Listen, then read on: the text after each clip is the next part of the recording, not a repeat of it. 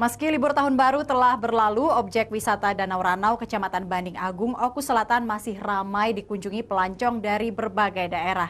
Tercatat sekitar 10.000 wisatawan mengunjungi Danau Ranau dan objek wisata lainnya. Objek wisata Danau Ranau di Kecamatan Banding Agung, Oku Selatan menjadi magnet bagi para pelancong dari berbagai daerah untuk mengunjungi wisata bahari yang dikenal indah dan masih asri. Tingkat kunjungan menuju kawasan wisata Danau Ranau cukup padat. Sejumlah petugas telah disiagakan untuk mengantisipasi kemacetan. Petugas kepolisian juga ditempatkan di beberapa titik rawan kecelakaan dan kejahatan di seputaran Danau Ranau. Pengunjung yang datang menuju kawasan wisata Danau Ranau merupakan wisatawan lokal berbagai daerah di Sumatera Selatan.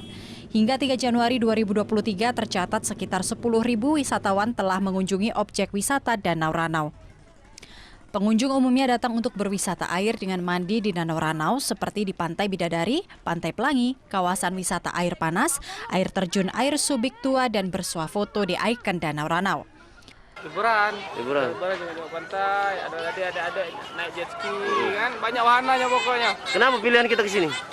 Ya kita nak maju ke daerah gitu kan, ambil tempat lain kaget dulu, pokoknya kita maju ke daerah itu dulu.